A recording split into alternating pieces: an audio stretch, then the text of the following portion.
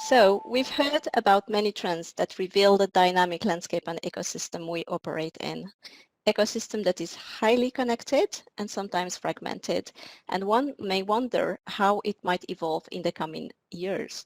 This next conversation led by my colleague Matthieu de Heering, Director from the Capital Market Strategy Team, and Sergey Nazarov, Co-founder of Chainlink. Gentlemen, over to you, please. Hello, I'm not sure that you can hear me. Yes, we can, Matt. We can, and I can't see myself, but that's all right. Thank you. Well, as we sort out the technology here, thank you. I think it was a fascinating set of sessions that have led us to right now. And I'm very pleased for this next 20 minutes to be joined again in conversation by Sergey Nazarov, who's co-founder of Chainlink. And Sergey, let's perhaps start with something very basic. Could you tell us a little bit about yourself, your organization, and perhaps, if relevant, some of your earlier areas of cooperation with Swift? Yeah, of course. Good to chat with you again, Matthew, and thanks for having me here at this great event. I've been building smart contracts now for over 7 years and have been in the blockchain industry for over 10. What we make at Chainlink can really be conceptualized in two forms. In simple terms, it's a secure blockchain middleware that provides access to various chains through one simple integration from existing systems and providing various data to those various chains. In advanced terms, it's actually an abstraction layer that validates data and commands so that they can be considered reliable enough to trigger, billions and trillions of dollars in value. And that goes to the guarantees of a blockchain extended to something like an abstraction layer or middleware. In terms of the work that we've done in the past, as far back as 2017, I think we were able to get Swift ISO 20022 compliant messages sent from smart contracts and then get Swift kind of outcomes from the Swift network back into a smart contract. And since then, there's been a lot of progress made on how the technology works and what it's capable of in various chains.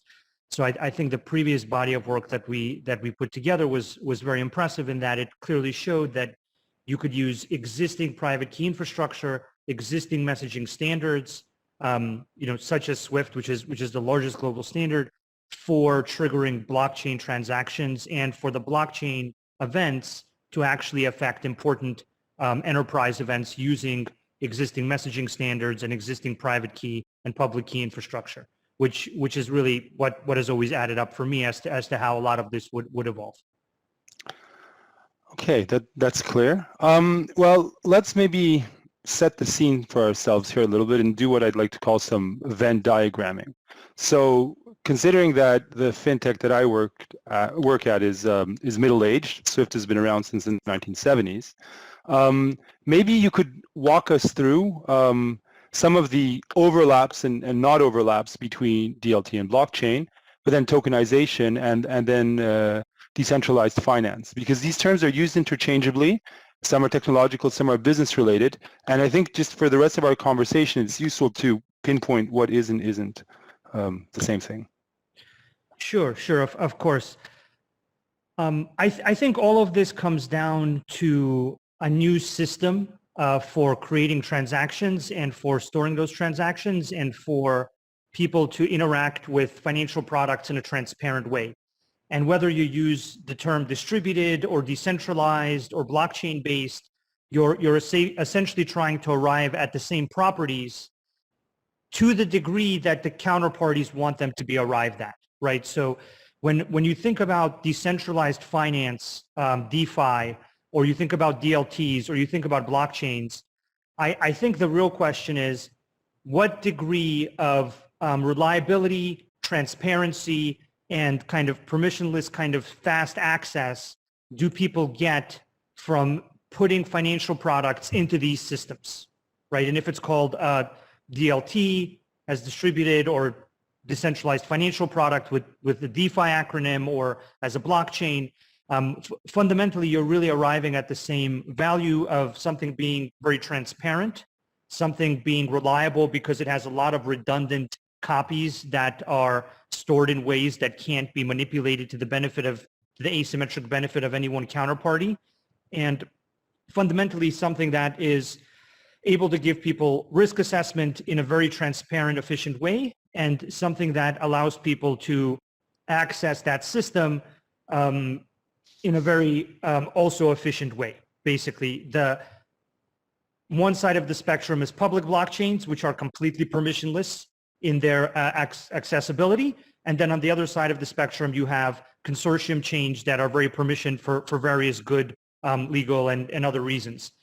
But fundamentally, you're arriving at the same value. And I actually think that the public chains will gain a dimension of privacy to meet the requirements of various institutions, and the private chains that become larger and larger and grow, they will have a very good reason to become more accessible so that they can continue growing and continue their network effect.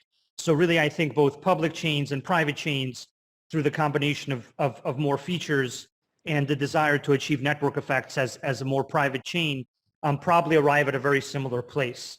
And so that place is kind of a new way of creating financial products, which is really what DeFi is. And then the way that I think it interoperates with existing systems is actually very straightforward, because the existing systems use private keys to sign various transactions, such as Swift messages. And that same private key infrastructure can really be used to sign transactions and events and messages into various blockchains, which is the body of work that we're focused on. And so that, I think, is where things will evolve. But obviously, I'm very biased because that's what I'm working on. Understood. Well, I mean, just to pick up on a few words that you mentioned there in your answer: reliability, transparency, efficiency, easy access. Obviously, this is music to the ears of someone working at Swift, and something that we've been striving for, since our birth, as I said, for around 40 years ago. So it seems like, at least on the surface, there's ample scope for us to cooperate, and we actually getting towards that slowly. Just now, moving away a little bit from the technological aspects and onto the business side of things. Not a week goes by where another wholesale financial institution or institutional or sized organization talks about opening up a division or a business unit doing custody of cryptocurrencies or custody of other non-traditionally represented assets. Right now, we heard a lot in the previous video about all of the operational benefits and the liquidity benefits and the market type benefits that come from some of the moves to the kind of blockchain technology that we're talking about. But in addition to the operational side, are there other business benefits driving this move? Or is it just a useful technology that has found a way to be implemented? Sure, of course. I think there's just a few fundamental premises that people should try to consider when they evaluate all of these developments. I think the first premise is that fundamentally banks and institutions service their users. And if their users come to them and say, I would like to buy rubber ducks, they will say, you can have rubber ducks in this form if you're willing to pay a couple of $2 billion for them. And so there's a demand-driven way of doing things, which is just what capitalism is. At the end of the day, that's kind of the first fundamental premise. And if you take that fundamental premise, to be the case, which I think everyone who actually deals with clients and users, whether we call them clients or whether we call them users, it's fundamentally just catering to demand.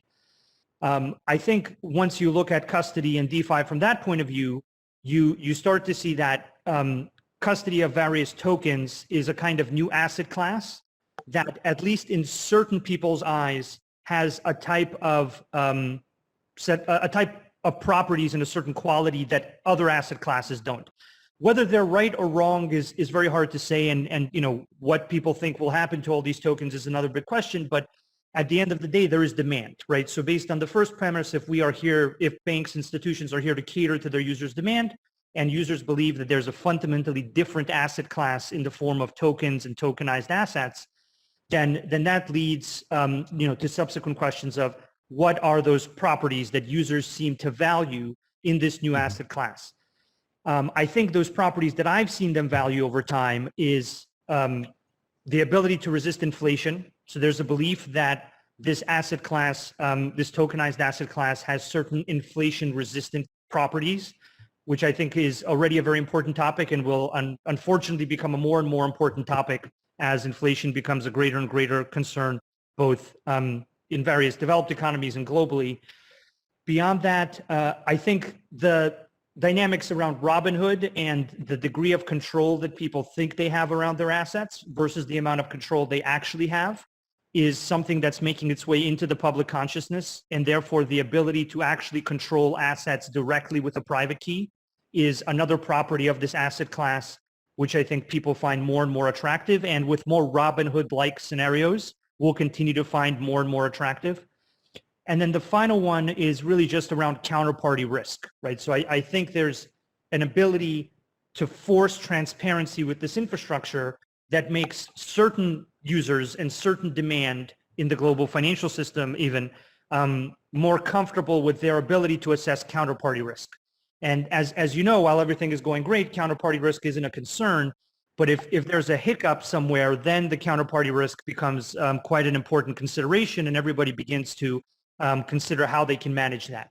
And so I think that third property of being able to manage counterparty risk efficiently and effectively, because the transparency is forced through these systems rather than optional, is something that is a building valuable variation on what this does. And so if you believe in all of those things being true about this asset class, then you can see where the demand would come from. And if you can see where the demand would come from, then, we don't really have a choice but to service the demand because, somebody will. And I think this is what banks and institutions understand very well. So I think those are the dynamics driving the continual servicing of that demand. Understood. And to your point, some of the properties that you mentioned are appealing not exclusively to the retail investor, but at institutional level as well. And in particular, when you talk about inflation-resistant instruments, that's something that's existed for quite a time. So having that almost built in, I can see where that comes from. Another point I happen to have heard in these kind of conversations around this asset class is the fact that as a technology, if you replace the D in DeFi to democratization of finance, then the link to more investors for issuers and more issuers and different different kinds of issuers for investors is more direct and perhaps more granular, and some of those characteristics allow you to bridge both the operational and the find alpha kind of benefit that that is promised by this asset class. So then let's look at it one step further in terms of adopting or catering to this demand, as you say.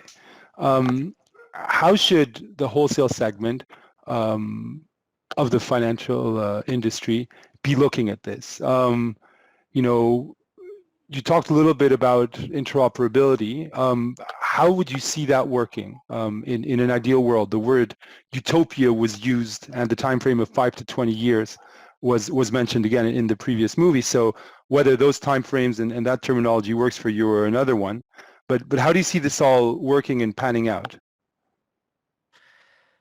Yeah, so in your crystal ball. I think that custody is really just the beginning. I think once people have an asset, they want to do things with it, right? They want to earn yield on it. They want to manage risk with it. They want to put it into various other financial products. So custody is the very big initial hurdle that the institutional world needs to clear. And, as even mentioned by you, from what you're seeing in the institutional world, it is definitely something that there's a focus on clearing, right? So once there is custody of various crypto assets, the next very logical step is to provide yield, to provide various types of returns, to provide risk management, to provide more and more advanced financial products. I think this is what people know as DeFi, and DeFi is really just financial products on blockchains across that spectrum of decentralization, right? Whatever degree of decentralization your counterparty wants, is the degree of decentralization that you should give them through whatever system that they want to transact with you through. And in that sense, I don't think there will be an immense amount of consolidation globally, at least in the initial stages, right? In the initial stages, there will be a lot of different chains. There will be public chains, there will be semi-public chains, there will be private chains, and there will actually be counterparties in all of these environments that banks and institutions want to transact with. And they will want to interface with these counterparties simply because, they want their demand. They want to service their demand for a certain type of transaction, whether that's a derivatives transaction or whether that's a lending or yield related transaction or whatever it is. But the counterparties will have custody and assets on different chains, right? So they'll have assets in different places. Some chains in Asia will be different from the chains in Europe, and some of the chains somewhere else will be different from the US. And then there will be a few different public chains where there's different DeFi products that all provide various yields. So the real way I see this evolving is that banks and institutions become capable of interacting with many different chains because they will not be able to predict what chains their most important counterparty will even be on. And even if that counterparty is on one chain in one quarter, the subsequent quarter or the quarter after that, they could be on a different chain, or there could be a bunch of other counterparties coming to them from a completely different blockchain, right? So the real challenge, I think, is how do you interface with this multiplicity of different blockchain environments where you'll find your counterparties in an efficient way, right? In a secure and an efficient way. And I think that the fundamental answer to that is that you take your existing infrastructure, which you already have trained tens of thousands of people on, and you enable that infrastructure to send commands to various blockchains, right? So you have interfaces that you've trained tens of thousands of employees on for middle office, back office, front office operations.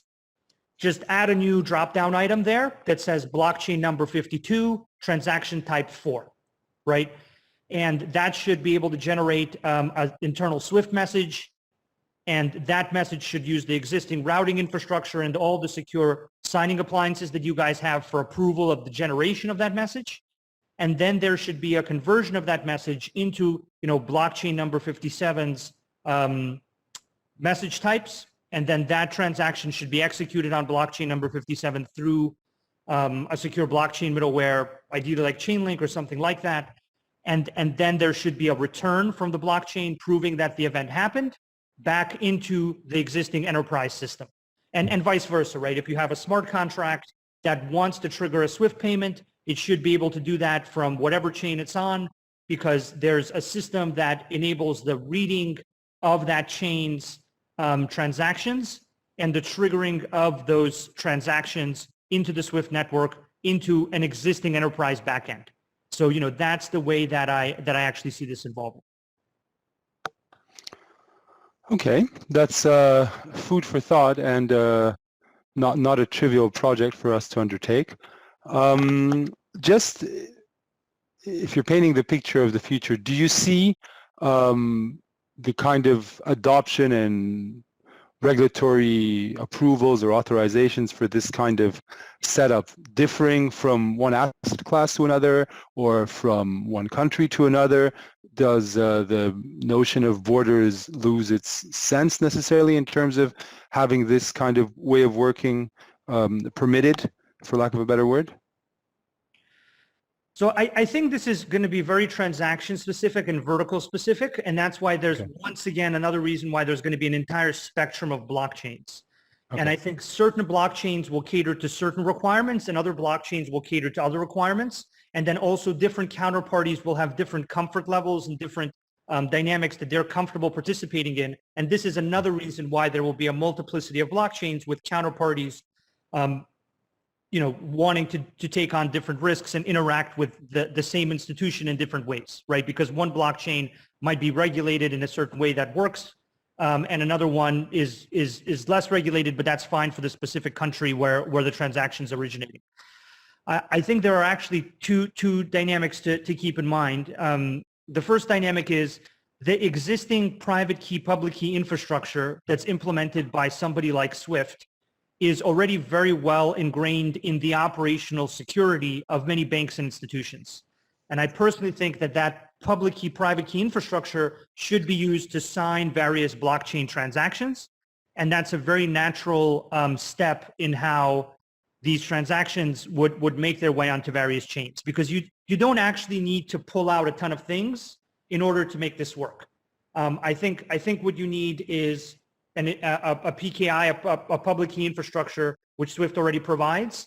You need a way to turn those public key, private key signatures into relevant commands. You need a way to verify and track on-chain activity and report it back into an existing backend using existing messaging standards. And then I think eventually where a lot of this will arrive is there will be a question of kind of governance and decision-making. And that's actually a dimension of Swift that I think is very much underappreciated in our industry. So I don't know if many people in the blockchain industry or the DeFi industry know that Swift is actually member-owned, and that the members vote on the evolution of the infrastructure and, you know, key decisions about it. And that's actually, you know, once I learned this a few years ago, it was eerily similar to DAOs, right? Decentralized autonomous organizations seek to democratize decision-making across the participants in a system.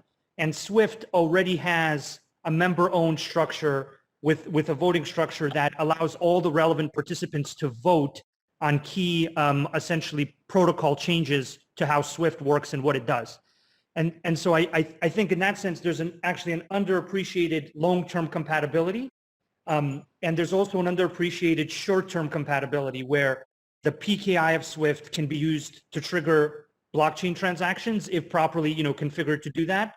And then the long-term democratized member-owned voting structure of Swift actually enables it to be a democratized kind of industry shared resource for these types of transactions, just like it has been for non-blockchain transactions, partly because it's member-owned, right? I think this is just something people don't necessarily understand about Swift, and it's actually very compatible with where I think things are going in terms of an overall kind of global financial system running on various blockchains. That's a very interesting perspective. I'd never thought of it quite in that light, obviously. But yes, we hear all the time when we're out in the field that, you know, being a cooperative makes us a particular animal with its, you know, specifics in terms of decision making. But then once you have the mass of 11,000 users moving in a single direction after a democratic and transparent approach to making any changes, well, then we all move together and we can go far. And just to pick up on that last point as we close up about the standards and their usability, obviously we're working with the industry to see whether it's the ISO 20022 repository, whether it's the APIs, or whether it's the existing messages and some of the components in them. What is a place of settlement, right, for our 15022 geeks here? What is a place of settlement for this kind of asset class and so on? Well, we're doing a lot of work in Cat 5 and Cat 3. So we're happy to continue to work with yourself, with organizations in what I call the institutional or wholesale segment, and yeah, I think it's great to hear these touch points in the short and long term, philosophically, but I think also a personal opinion, very practically and pragmatically. So on that optimistic perhaps note, I'd like to thank you for a very interesting conversation. I think it fits really well into a lot of the other sessions that we had in the course of the day. And I believe I am handing over back to my colleague, Sharifa. Thank you for having me. It's great to speak with you again. Thank you. Yeah, thank you. Thank you, Matthieu. Thank you, Sergey. A lot of food for thought indeed, and including for us at Swift. Thank you for sharing this, Sergey. Very much appreciated.